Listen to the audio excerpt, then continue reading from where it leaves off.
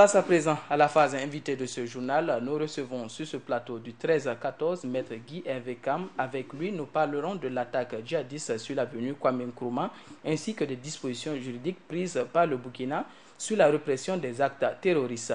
Bonjour Maître et bienvenue sur ce plateau. Bonjour. Oui, donc vous avez été témoin également des attaques terroristes du 15 janvier dernier. Quels sont déjà vos sentiments suite à ces attaques?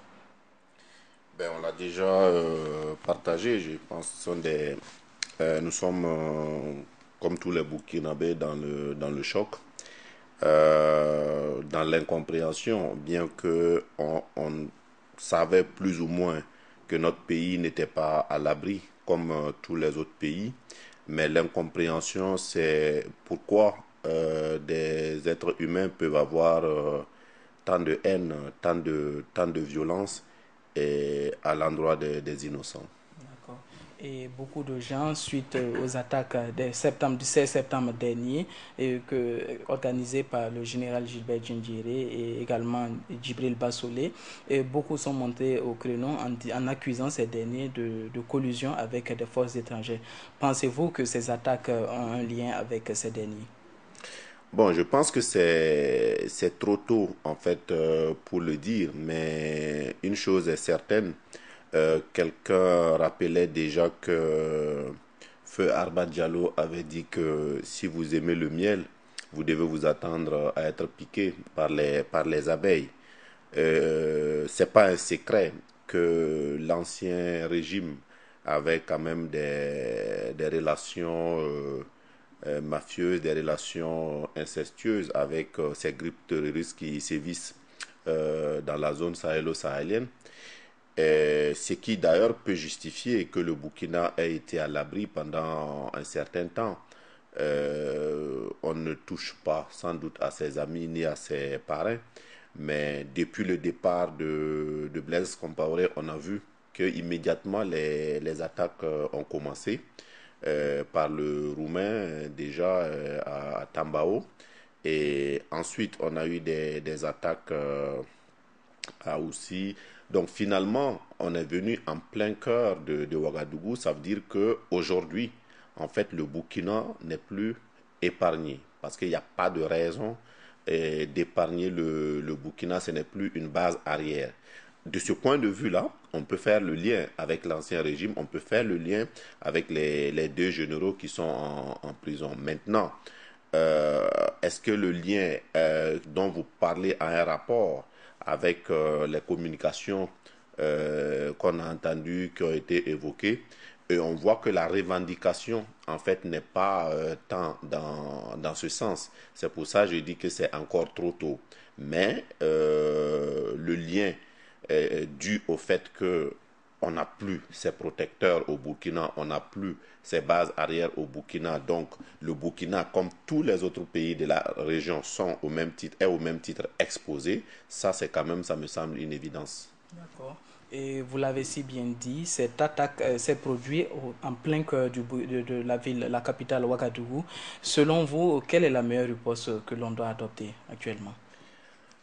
Il y a des ripostes à plusieurs niveaux. Je pense déjà que la réponse que nous, Burkinabés, nous pouvons donner à ces actes-là, c'est déjà de dire que si l'objectif est de nous mettre en terreur, si l'objectif est de changer notre manière de vivre, c'est que c'est raté. Et nous devons donc vaincre la terreur et nous devons maintenir notre manière de vivre. Le deuxième élément de riposte qu'on peut avoir, c'est face à une telle tragédie, c'est de montrer que nous sommes un peuple uni, que nous sommes un peuple fort et solidaire. Parce qu'il est impossible de lutter contre le terrorisme en exacerbant en fait les différences et les clivages que l'on peut avoir. Donc nous devons dépasser toutes les différences pour montrer un visage uni et déterminé face au terrorisme. Le troisième élément de la riposte, c'est au niveau donc des autorités. Je pense qu'il faut quand même des mesures fortes, des mesures très fortes de sécurité, euh, quitte à empiéter sur les libertés. Je pense déjà à toutes ces fouilles qui ont posé des problèmes avec les vitres fumées. Mais comme je l'ai dit, il faut que nous acceptons que de ce point de vue-là, on puisse céder quelques libertés pour pouvoir vivre en sécurité. Et dernièrement, le quatrième élément de riposte, c'est au niveau du comportement individuel de chacun de nous. Nous devons changer, nous ne devons pas changer notre mode de vie, mais nous devons changer un certain nombre de comportements. Nous devons faire attention, nous devons collaborer avec les forces de police.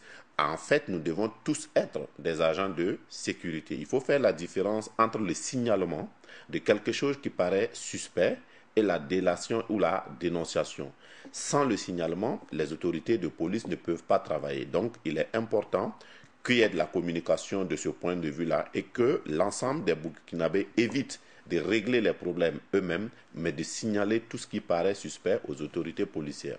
Et donc, il faut le dire, Jean-Pierre Bayala, un militaire à la retraite, avait déclaré que l'armée burkinabé est en sous-nombre et également sous-équipée. Et selon vous, quelle est la stratégie que le gouvernement burkinabé doit adopter vu ses moyens limités? Je pense que le terrorisme l'était déjà, mais avec les attaques de Ouagadougou, il s'est imposé comme étant une priorité. Beaucoup de Burkinabés ont toujours dit la priorité du gouvernement, c'est la réduction du chômage, c'est la réduction des inégalités. Nous-mêmes, nous l'avons dit. Mais aujourd'hui, il est évident qu'aucune politique sérieuse ne peut se mettre en marche dans un contexte qui n'est pas sécurisé. À partir de ce moment-là, la sécurité intérieure s'impose donc comme étant une priorité.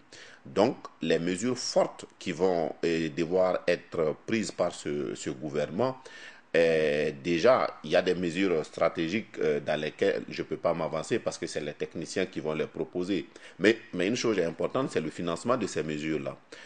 On sait que la question de moyens s'invite toujours dans ce débat, mais je pense qu'il appartient au gouvernement d'appeler quand même à l'effort populaire dans la lutte contre l'insécurité. Et il va falloir abandonner, en tout cas pour un temps, ce qui peut paraître comme étant un luxe pour se consacrer, pour donner les moyens à nos forces de police d'abord d'être recrutés en nombre, d'être bien formés et d'être dotés de matériel, je dirais, supérieur à ceux dont disposent les terroristes. Euh, Personnellement, j'ai été étonné parce que j'ai jamais pensé, par exemple, qu'il n'y avait pas une patrouille sur Kwame Nkrumah. Et je pense que si on fouille, on va trouver que sans doute il y a des questions de moyens dans tout ça. Le Burkina est un pays pauvre, on ne va pas inventer les moyens, les ressources financières, il faut les prendre là où ça se trouve. D'accord. Et au vu de la situation actuelle, le gouvernement préconise la vidéosurveillance, voire des mesures qui vont réduire la liberté des Burkinabés. Selon vous, est-ce que ces mesures-là sont réalisables au Burkina? La vidéosurveillance est tout à fait réalisable, mais je suis au regret de penser, moi, que ceux qui ont commis ces actes terroristes-là n'ont rien à cirer avec la vidéosurveillance, excusez-moi du terme, parce que quand ils viennent pour mourir. Donc, ils n'ont pas peur d'être vus tant que ils peuvent commettre leur forfait. Donc, je pense que les principales mesures doivent être déjà au niveau du renseignement pour anticiper. Parce que je ne suis pas convaincu que la vidéosurveillance anticipe.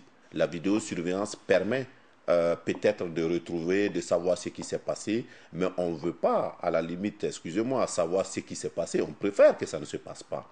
Et à partir de ce moment, c'est sur, en fait, l'anticipation qu'il faut mettre l'accent en tenant compte du fait que l'ennemi en face n'a pas peur de mourir. L'ennemi en face vient pour mourir. Et à partir de ce moment, toutes les stratégies dissuasives n'auront aucun impact sur lui puisque justement c'est l'effet recherché. Donc le renseignement, l'augmentation en nombre, la coopération avec la collaboration avec les populations, peut-être que c'est ça, en réalité, les grands axes du sentier sécuritaire. Et maître, vous savez, en décembre dernier, le Conseil national de la transition avait modifié la loi portant répression des actes terroristes. Pensez-vous que cette modification est suffisante pour contrer la menace terroriste au Burkina?